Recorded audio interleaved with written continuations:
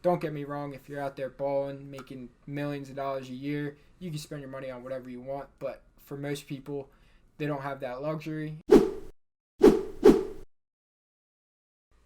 Hey guys, two millennial entrepreneurs. I'm Nick, And I'm Rich. and today we're going to be going over 7 things that you are wasting your money on. Don't get us wrong, we fall victims to a couple of these things on this list too. Nobody's perfect, but we're trying to better it every single day. The first step is just acknowledging what you're spending too much money on, and so you could get that better in the future, start saving more money, start investing more money, and making more money for the future. So we put together 7 common things that most people are kind of wasting their money on, so let's get right into it. Up first, we have monthly subscriptions. Monthly subscriptions can really just kill you because you sign up for a free trial, 30 days goes by, you put in your credit card information, you forget about it, and now you're just getting billed every single month and you may not even realize it for a few months.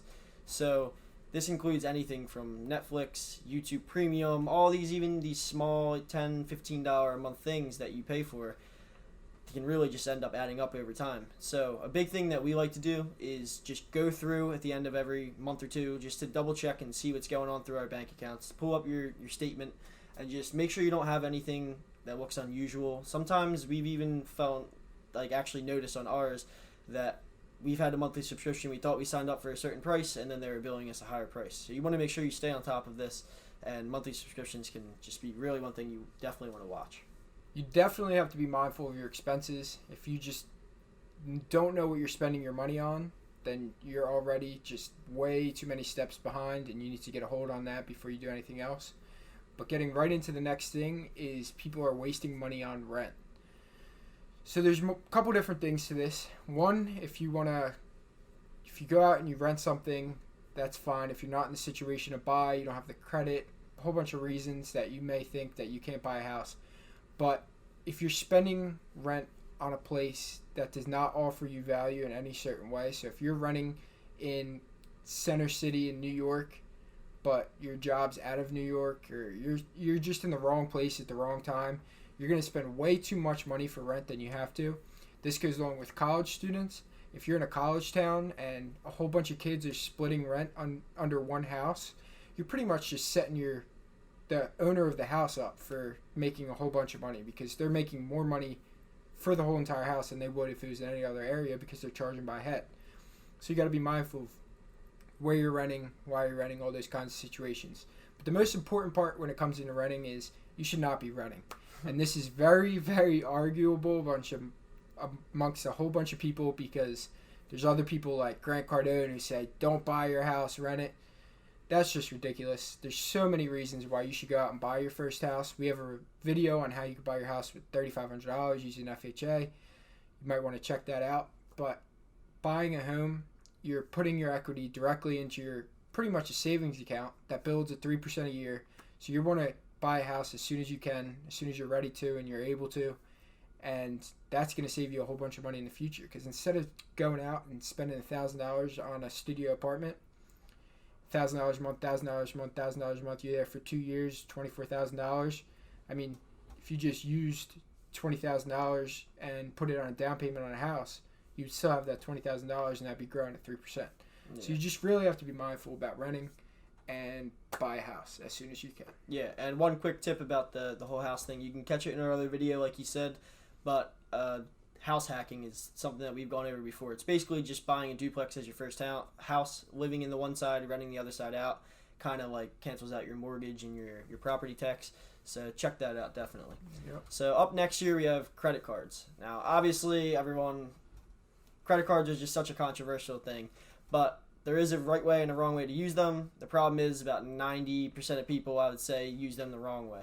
So what you don't want to do is get a credit card, and because you have $1,000 credit card balance, go around and start buying stuff that you don't need, and just because you know you only have to pay back a minimum payment every month.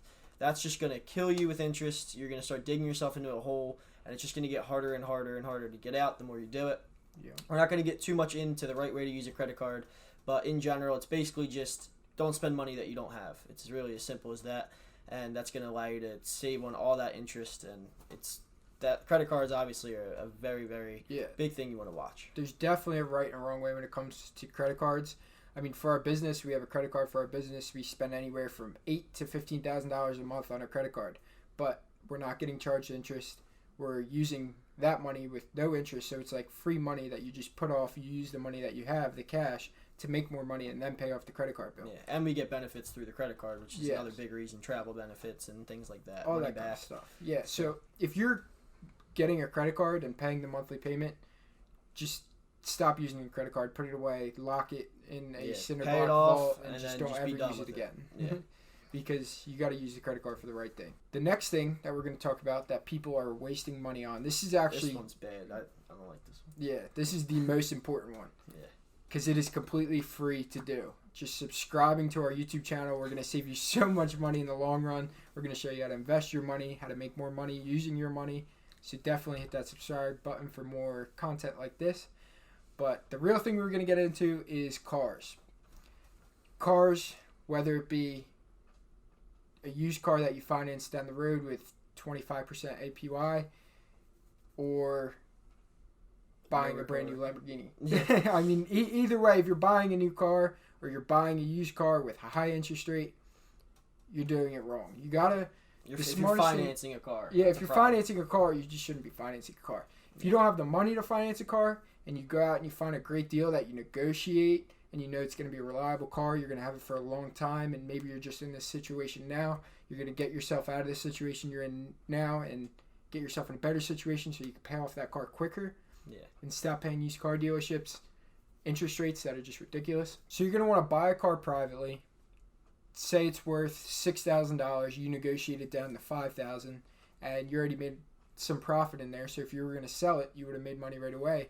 If you want to drive it for a while and let it depreciate a little more and then sell it for exactly what you bought it, you just drove a car for however long you had it and didn't spend a dollar besides on insurance. So instead of going and buying a brand new $60,000 car off the lot, driving it off, it's worth $40,000, driving it for a couple more years, it's worth $20,000, and then all of a sudden you lost $40,000, you have no idea what happened. Buying a used car is buying a new car, is a terrible decision unless you are absolutely loaded. So let's get right into the next point. Yeah, one quick little exception to that, just so you guys know that we're aware. We obviously know that certain cases, business expenses and things like that, sometimes it makes sense. Or if you have like immaculate credit and you're able to get 0% or such like financing where it makes sense. Yeah. But besides that, for most people, don't finance a car. So moving on here, this one actually blows my mind a little bit. How it's even like so much of a thing, but basically it's just designer brands, designer clothes. Now, for me, I mean, it's kind of like a shirt is a shirt, shoes are shoes. They all do the same thing, whether it has a Nike logo or anything else. Don't get me wrong, name brands are cool. Like as you can see here, he's got a Ralph shirt on, but that shirt was $14 at TJ Maxx. So even if you want to wear clothes like that, there is other ways to buy them. You can go to other stores that get overstock, like TJ Maxx and Marshalls, and there's many other ones too, and you can get great deals. Besides that, though, you really shouldn't just be spending like $400 on a Supreme t-shirt just because it has like Supreme on it. I mean, at that point, you might as well just make one yourself. Now, we're not telling you to go out and buy a whole bunch of plain white t-shirts and not have any style or anything like that you want, but just definitely don't go out and spend an unnecessary amount of money on just clothes because they have a designer brand. I mean, it's just ridiculous. It's not really much more to explain, but if that's your thing and you're completely into just designer, then there's exceptions to this. You should go out and be someone that resells it. So buy it, wear it for however long you want, and then resell it for more what you bought it for. And then you could find ways around it, but there's just no reason to spend hundreds and hundreds of dollars on a t-shirt. We fall victim of this one very, very, very badly. I mean, at a certain point, we were spending $30 a day each on food. And that brings us to our next topic, food, because I think a lot of people have this problem. We definitely have this problem, but we're getting better at it. You got to be mindful where you're spending your money. If you have a kitchen at your house, you have cabinets, you have a fridge, then you should really try to buy some stuff from the supermarket, keep it in your fridge, and cook stuff for yourself. Cook stuff in the morning.